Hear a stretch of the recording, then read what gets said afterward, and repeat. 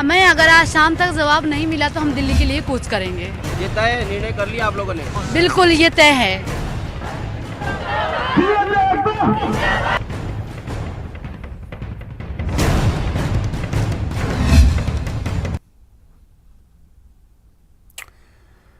अट्ठाईस 28,000 का आर पार। नमस्कार, स्वागत है आपका। मैं हूं आपके साथ सुमित गुप्ता। आप देख रहे हैं दोपहर की दो टूक।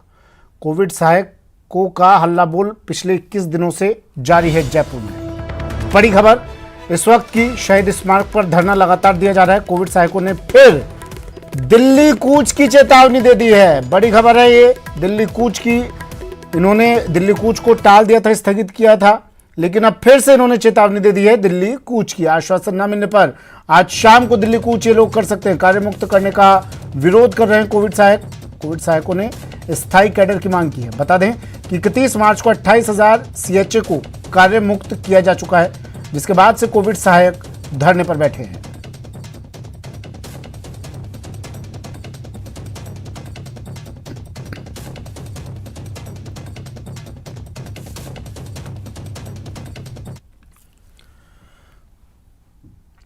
तो आर पार के मूड में है 28,000 कौन?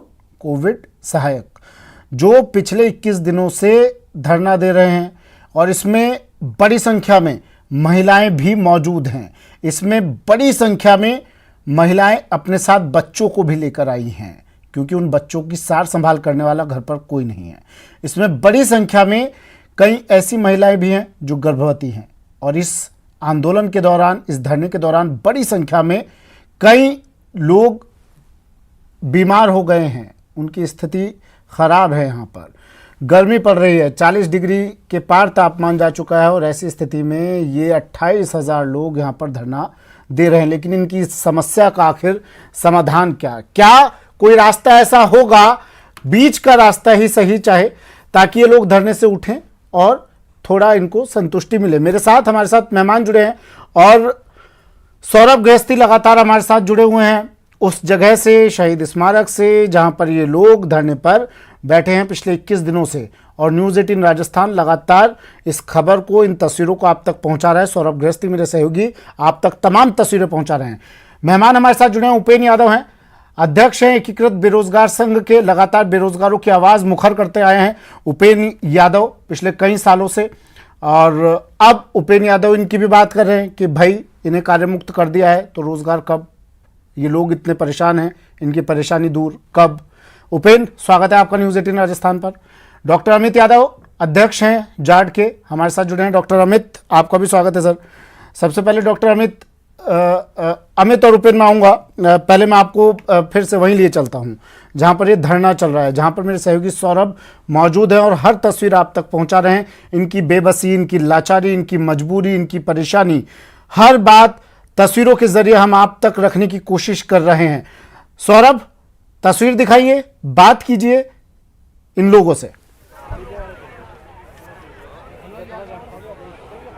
जी बिल्कुल, देखिए तस्वीर जिस प्रकार से 21 दिन से जो नज़ारा शहीद स्मारक पे देखने को मिल रहा है, वही नज़ारा जो है वो इस वक्त भी नज़र आ रहा है। और यहाँ पर जो है वो बड़ी संख्या में कोविड स्वास्थ्य सहायक जो है वो ना सिर्फ यहाँ पर बैठे हैं, अपने जो मांगे हैं उसको लेकर बार बार नारेबाजी भी यहाँ पर दिखती है। लेकिन इस धरना स्थल से, शहीद स्मारक से अलग स्टोरीज भी निकल कर आ रही हैं, क्योंकि जिस प्रकार से कई ऐसे कोविड स्वास्थ्य सहायक हैं जो उसमें महिलाएं खासतौर पर जो है वो प्रेग्नेंट है, उसके बावजूद भी यहाँ पर जो है वो धरना दे रही हैं। कुछ ऐसी महिलाएं भी हमको मिली हैं जो जिनके करीब 7 से 8 महीने जो है वो हो चुके हैं प्रेगनेंसी के, और अब समय जो है वो उनका प्रेगनेंसी का जो है वो बहुत जल्द नज़दीक आने वाला है, उसके बावजूद भी यहाँ पर डटी हुई हैं। कुछ ऐसी महिलाएं भी हैं जो शादी के महज 4 दिन बाद धरने में शामिल हो गई, और कुछ महिलाएं ऐसी हैं जिनका 10 दिन बाद शादी है, वो भी यहाँ पर आकर अपने हक के लिए लड़ाई लड़ रही हैं। एक महिला है, उनसे बात कर लेते हैं। क्या शुभ नाम है आपकी, शादी कब हुई थी और शादी के कितने दिनों बाद आप धरने में शामिल हो गई? मेरा नाम मोनिका राउत है। मैं डूंगरपुर जिले से सिमड़ा तहसील से हूँ।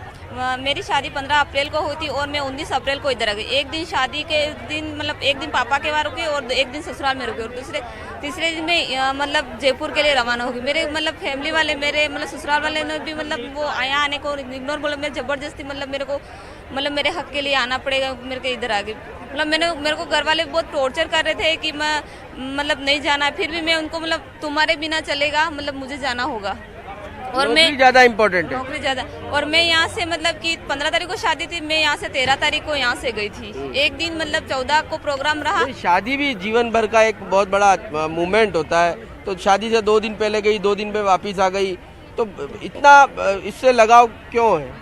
मतलब मेरे सारे भाई बहन इधर मतलब बिना खाए भी भूखे प्यासे इधर मर रहे और मैं घर पे मजे करूँ, ये मुझे पॉसिबल नहीं लग रहा था, इसलिए फिर मैं इधर आ गई। नौकरी भी इम्पोर्टेंट है क्योंकि ये जीवन भर जो है वो काम आएगी, तनख्वाह अच्छी होगी, परिवार सही से रह पाएगा, ये भी बहुत इम्पोर्टेंट है। यस, और है ना मेरे मतलब कि हमें मतलब आप आपकी मेहंदी दिखाई है। देखिए सुमित, आपको मेहंदी दिखाने की कोशिश करते हैं। वैसे 5 दिन से ज़्यादा हो चुके हैं। 15 अप्रैल को इनकी शादी हुई थी। हालांकि अब मेहंदी का रंग जो है वो पूरी तरह से मिटा भी नहीं है और उससे पहले ये जो है यहाँ पर आ गई हैं, इस धरने में शामिल होने के लिए यहाँ पर आ चुकी हैं। एक और युवती है जो जिनकी शादी सुमित उनसे बात कर लेते हैं। आपकी शादी कब है और शादी की तैयारियां कर नहीं रही और अब तो धरने में बैठी हैं? सर शादी की तैयार है, मुझे जरूरी नहीं है, पहले मेरी जॉब जरूरी है क्योंकि हस्बैंड वाइफ हम दोनों ही हैं इसमें। अच्छा, दोनों CH हो? हाँ, आज के उन घर में कोई प्रॉब्लम हो गई, एक्सपायर हो गए, वो ऐसे निकल गए। तो आपकी शादी कब की है? 16 मई की है। 15 दिन रहे। मेरे पास सिलाई का काम होता है। हमारे मीणाओं में ना ये तैयारी और कपड़े नहीं पहनते, कड़ा हुए पहनते, खुद कड़ाते हैं फिर पहनते हैं। तो फिर करी नहीं खरीदारी है? ये कुछ नहीं खरीदा है, बस एक बेस खरीदा है शादी का।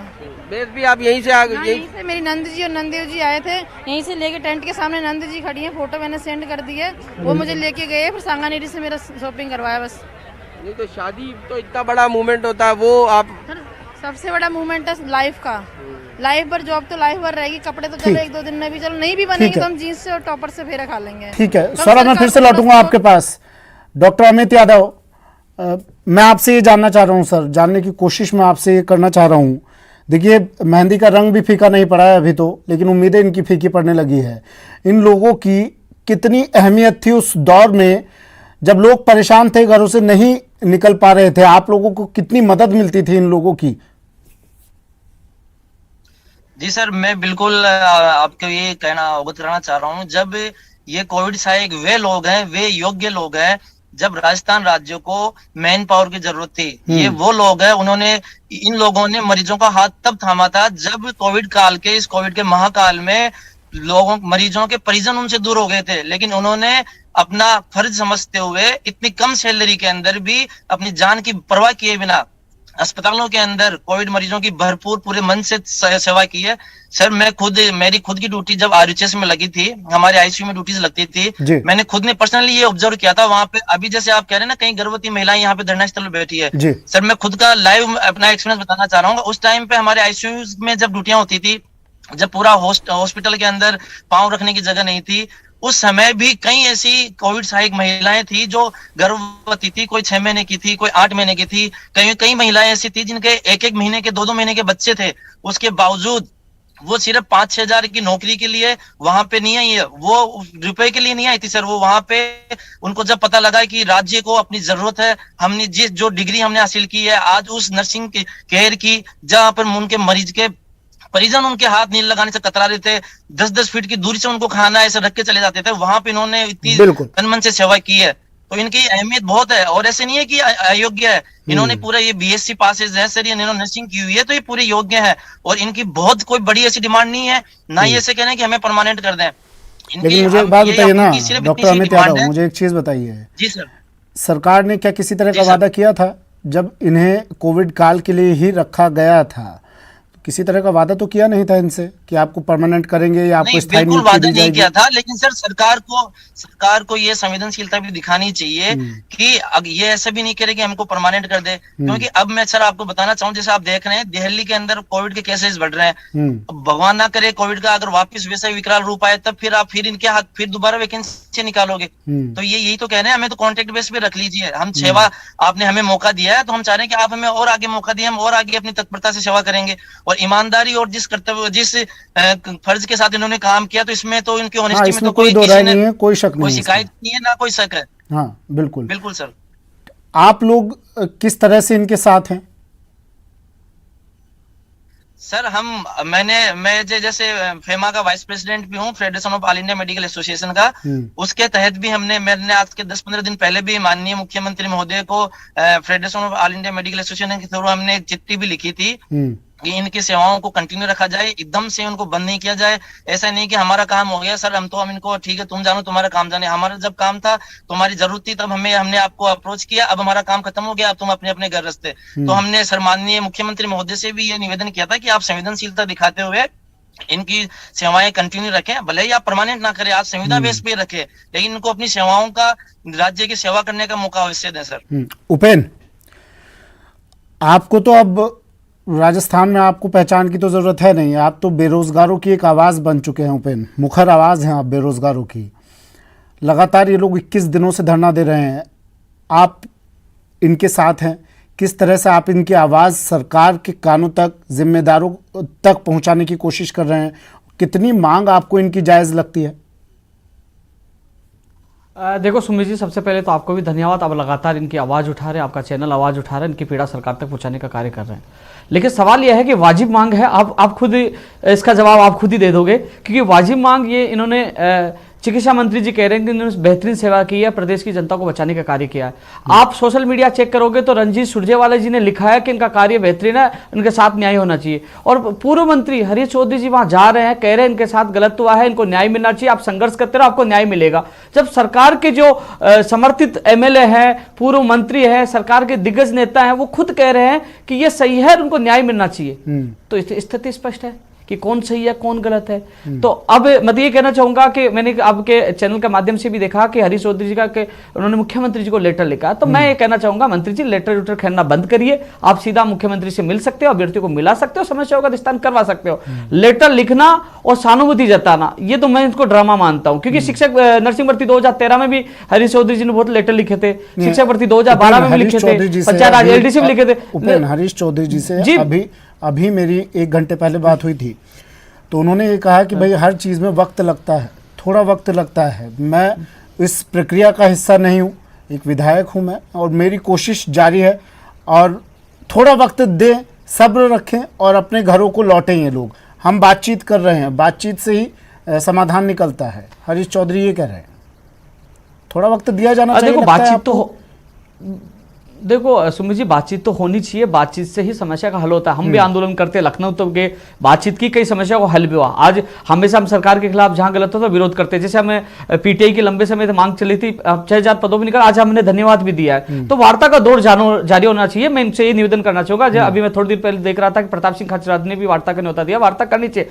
लेकिन ये कह रहे हैं कि आप जब तक समस्या का समाधान नहीं कर देती है तब तक आप बहाल तो कर दीजिए, कम से कम इनको रख तो लीजिए। अब कोरोना के भी संकेत मिले कि कोरोना वापस जैसे दिल्ली में आ रहे हैं, यहाँ भी आ सकते हैं, ऐसे भी इनको बहाल करके आगे से इनके जो निस्तारण का रास्ता निकालने के लिए इनको बुलाकर इनको विश्वास दिलाइए कि हम आपको बहाल कर रहे हैं और आपकी समस्या का निस्तारण करेंगे, तो इसका रास्ता निकल सकता है। और अन्यथा जैसे ये 21 दिन से बैठे हुए हैं, लगातार ये कह रहे हैं कि हम दिल्ली भी कुछ करेंगे, और फिर जो सरकार के जो पूर्व प्रतिनिधि और वर्तमान में भी जो दिग्गज नेता है, हरीश चौधरी दिग्गज नेता है, चिकित्सा मंत्री ने कहा, प्रताप सिंह खाचरियावास ने कहा, कई इनके एमएलए कह रहे हैं कि हम इनके साथ है, तो साथ है तो उनको उनका विश्वास जीतकर इनका सहयोग करना चाहिए और कहना चाहिए कि आपके साथ गलत नहीं होगा और आपको न्याय मिलेगा। डॉक्टर अमित, इतना आसान है 28,000 लोगों को एकदम, देखिए उपेन भी कह रहे हैं और ये लोग, इन लोगों की भी मांग यही है कि हमें जब तक आप भाई प्रक्रिया पूरी करते हैं तब तक हमें नियुक्ति तो दे दीजिए, हमें काम पर तो रखिए।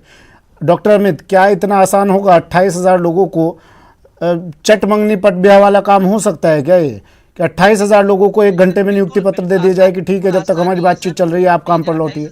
इतना आसान लगता है कि आपको डॉक्टर अमित?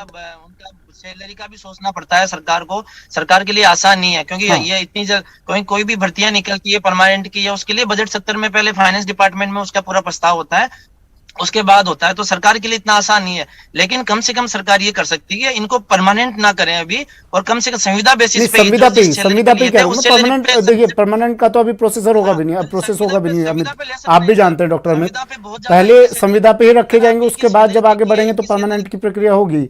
लेकिन क्या संविदा पे रखने का प्रोसेस भी इतना आसान समझते हैं आप कि 28,000 लोग हैं, ये 10, 15, 50, 100, 500 लोग नहीं हैं, 28,000 लोगों को क्या हाथों हाथ संविदा पर रखा जा सकता है? इतना आसान लगता है? मैं जानना चाह रहा हूं आपसे, क्योंकि आप भी इसी प्रक्रिया का हिस्सा है, आप भी इसी विभाग से जुड़े हुए हैं।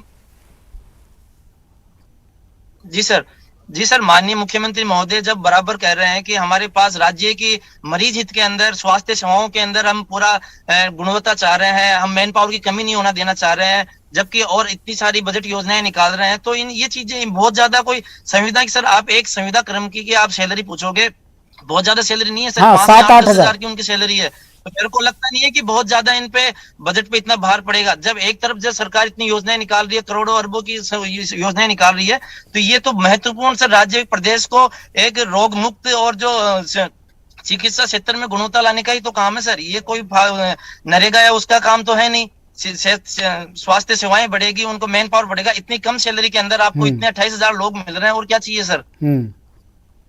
तो अब उपेन, आप तो इनके साथ खड़े हैं, और क्या अब इनकी आगे की रणनीति है, क्योंकि ये तो दिल्ली कूच की चेतावनी दे चुके हैं, क्या वही एक रास्ता रह जाता है? आपको लगता है उससे समाधान निकलेगा?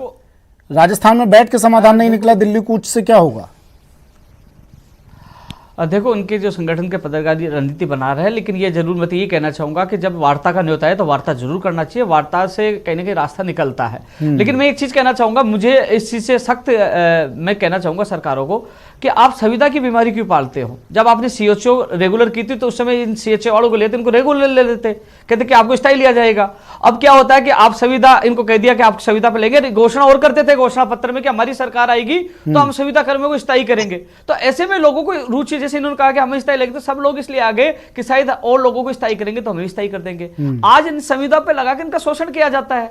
या तो लगाइए मत, लगाइए तो फिर इनको रखिए, बाहर मत करिए। कैसे ऐसा कैसे नीति बनाते हो आप? वोटों के खातिर ऐसी नीति बनाते थे तो उनको वोट पाने के लिए कुछ भी करने के लिए तैयार होते हैं। ऐसे में किसी को बाहर निकालते हो, अचानक वो बाहर जाते हैं। मैंने अभी देखा, आपके रिपोर्टर साहब दिखा रहे थे कि जिनकी शादी कुछ दिन पहले हुई थी, किन्हीं की शादी अब होने वाली है, वहाँ प्रेग्नेंट महिलाएं हैं, तो क्या स्थिति, गर्मी कितनी भयंकर है। ऐसे में मैं राज्य सरकार से अपील करना चाहूंगा कि इनसे बातचीत करके और एक रास्ता निकाले जिससे इनका भी हित हो और ये मामला आगे नहीं बढ़े, क्योंकि आगे बढ़ेगा, दिल्ली जाएंगे तो कहीं ना कहीं मामला, राजस्थान की छवि भी खराब होती है इससे। मैं आप दोनों के पास फिर से लौटूंगा। सौरभ, यहाँ पर काफ़ी लोग बैठे हैं, 28,000 से ज़्यादा ही होंगे ये लोग, क्योंकि इनके परिवार भी यहाँ पर पहुँच गए हैं, बच्चों के साथ ये लोग पहुँच गए हैं। आज हमने किसी जनप्रतिनिधि को यहाँ नहीं बुलाया, आज सिर्फ हम इनकी समस्याएं उन जनप्रतिनिधियों तक पहुँचाना चाह रहे हैं, इसलिए हमने इनसे जुड़े लोगों को बुलाया। हमने डॉक्टर अमित को बुलाया, उपेन को बुलाया है।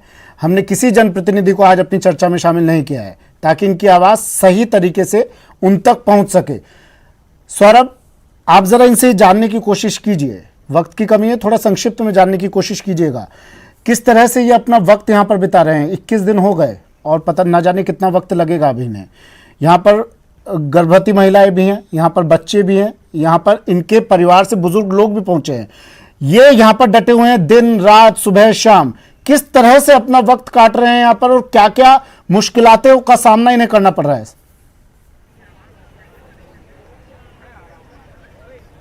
जी बिल्कुल, मनोज हमारे साथ है। मनोज, आप लोग इतनी बड़ी संख्या में यहाँ पर मौजूद हैं, कैसे टाइम व्यतीत करते हैं? क्योंकि संख्या ज़्यादा है, कहीं प्रेग्नेंट महिलाएं भी हैं, कईयों की शादी हुई है, वो यहाँ पर है। कैसे समय जो है वो निकलता है, क्योंकि 21 दिन हो गए? ये 21 दिन का समय हमारा, दिन में हम कई प्रकार की एक्टिविटी करते हैं, पर दिल के अंदर जो दर्द है वो तो दर्द ही है। क्योंकि जब 31 मार्च को हमें रिलीव किया गया था, वहाँ से हमें निकाल दिया गया था जॉब से, उसके बाद हमारे घरों में ऐसा एक सदमा लगा था कि हम पहले घर में ऐसा हो गया था कि नौकरी लग गए, और अब उसके बाद जो माहौल बना है वो हम घर जाने लायक नहीं रहे। ये स्थिति यहाँ पे लगभग सभी परिवारों के साथ यही हो रहा है। और हमारे बहुत से साथी हैं जो यहाँ पे जयपुर में ही रह रहे हैं और मतलब यहीं सो जाते हैं, यहीं हम रह के पूरी रात बिताते हैं। पर यहाँ पे जिस तरीके से मतलब पिछले 21 दिन में हमने टाइम निकाला, एक एक दिन में यहाँ पे हर व्यक्ति डिहाइड्रेशन का शिकार है। 99% यहाँ पे बैठे हुए भाई बहन हैं वो डिहाइड्रेशन के शिकार हैं। और हमारा ये धरना चला है तो आपसी प्रेम भाईचारे की बदौलत चला है। इसमें किसी भी प्रकार की अभी तक कोई भी ऐसी एक्टिविटी नहीं हुई जिससे कि ये धरना बिगड़ जाए। पर ये इसमें जो हमें एक ही चीज़ हमें जो पता चली है कि हमें जो भी हमने काम किया है, राजस्थान की 28,000 कोविड स्वास्थ्य सहायकों ने काम किया है, उस काम का हमें फल मिलना चाहिए। हमें संविदा कैडर में शामिल करते हुए हमें हमारी जॉब वापस देनी चाहिए। जॉब वापस देनी चाहिए। एक ही बात है कि संविदा पर लगाओ सरकार। अच्छा सौरभ, एक चीज बताइए, इतने लोग यहाँ पर हैं, क्या प्रशासन की तरफ से, विभाग की तरफ से यहाँ पर चिकित्सा बेसिक चीज, मैं बेसिक बात पूछ रहा हूँ आपसे सौरभ, क्या किसी तरह की पानी, खाना, पानी या चिकित्सा के लिए कोई एम्बुलेंस, अगर किसी की अर्जेंसी में तबीयत बिगड़ जाती है, कोई एम्बुलेंस यहाँ पर नजर आती है आपको? इतना तो किया ही जा सकता है सौरभ प्रशासन की तरफ से। जी बिल्कुल। देखिए, यहाँ पर एक एम्बुलेंस परमानेंट रखी जाती है क्योंकि यहाँ पर आए दिन जो है वो धरने होते हैं, अलग अलग संगठनों के धरने होते हैं। कई लोग आमरण अनशन, भूख हड़ताल जैसे चीज़ें यहाँ पर करते हैं, तो उसको लेकर हमेशा से ही यहाँ पर एक एम्बुलेंस जो है वो तैनात रखी जाती है कि अगर किसी की तबीयत खराब होती है तो वो एम्बुलेंस के जरिए अस्पताल भेजा जा सकता है। पानी की जहाँ तक बात है तो यहाँ पर टैंकर रखे हुए हैं, उन टैंकर्स के जरिए ही ये लोग पानी जो है वो पीते हैं। साथ ही इसी शहीद स्मारक के पास में ही जो है वो एक सुलभ कॉम्प्लेक्स है, यहीं पर ये लोग नहाते धोते हैं और यहीं पर ही ये कपड़े जो है वो सुखाते हैं। जो पुलिस मुख्यालय का जो ठीक है, परेशानी बहुत है, इन परेशानियों से पार पाने की कोशिश ये लोग कर रहे हैं। क्लोजिंग कमेंट लूंगा अब मैं आपसे, 1 मिनट का वक्त रह गया है। डॉक्टर अमित और उपेन, इतना बताइए अब रास्ता क्या? डॉक्टर अमित, पहले आपके पास में आ रहा हूं, अब रास्ता क्या इन लोगों के पास? कोई बीच का रास्ता आपको नजर आता है दिल्ली कूच के अलावा? बीच का रास्ता है। राज्य सरकार को संवेदनशीलता दिखाते हुए इन लोगों के पास में एक वार्ता बिल्कुल निश्चित तौर पे होनी चाहिए और राज्य सरकार को इनके अनुभवों का जरूर फायदा उठाना चाहिए। जिस विपरीत परिस्थितियों में इन्होंने काम किया है, जिन मुश्किलात में इन्होंने काम किया, उस अनुभव का फायदा राज्य सरकार को लेना चाहिए। और एक अपना वार्ता टेबल, हर चीज, कोई भी आंदोलन होता है वो वार्ता टेबल पे ही खत्म होता है। तो राज्य सरकार को इनको आश्वस्त करना पड़ेगा, विश्वास दिलाना पड़ेगा और रिटर्न के अंदर लिखित आश्वासन देना पड़ेगा। वर्बल आश्वासनों से, मौखिक आश्वासनों से कोई भी मानता नहीं है, ना उसकी कोई अहमियत होती है। तो मेरा यही राज्य सरकार से, आपके चैनल के माध्यम से यही निवेदन है, आप अपना वार्ता प्रस्ताव भेजिए और लिखित के अंदर उनको आश्वस्त कीजिए, क्योंकि 28,000 लोग वहाँ पे एकत्रित हैं इस भीषण गर्मी के अंदर। तो निश्चित तौर पे राज्य सरकार के लिए और इतने लोगों के लिए ये अच्छा मैसेज नहीं है। देखो, मैं राज्य सरकार से अपील करना चाहूंगा कि गर्मी बढ़ चुकी है, इनकी तबियत को मद्देनजर रखते हुए जल्द से जल्द वार्ता करनी चाहिए, रास्ता दिखाना चाहिए। जैसे राष्ट्रीय नेता सुरजेवाला जी और हरीश चौधरी जी ने ट्वीट करके या फेसबुक पर डालकर इनका समर्थन दिया और मौजूद वहां गए भी है, तो मुझे लगता है कहीं ना कहीं ये मुख्यमंत्री से मिलकर कोई रास्ता निकालेंगे। और मैंने भी माननीय मुख्यमंत्री से मिलने के लिए समय मांगा है। मुलाकात होगी तो तमाम इन मांगों सहित तो अन्य और बेरोजगारों की मांगों को लेकर रास्ता निकाले बेरोजगारों के लिए, जिससे इनको न्याय मिले और इनके आंदोलन समाप्त हो। ठीक है उपेन, डॉक्टर अमित, आपका शुक्रिया अपना कीमती वक्त हमें देने के लिए। शहीद स्मारक पर मिनी राजस्थान, ये टैगलाइन भी हमारी। हजारों की संख्या में लोग यहाँ पर बैठे हैं, परेशान हैं। अब देखते हैं रास्ता क्या निकलता है। फिलहाल इतना ही, दीजिए इजाजत, नमस्कार।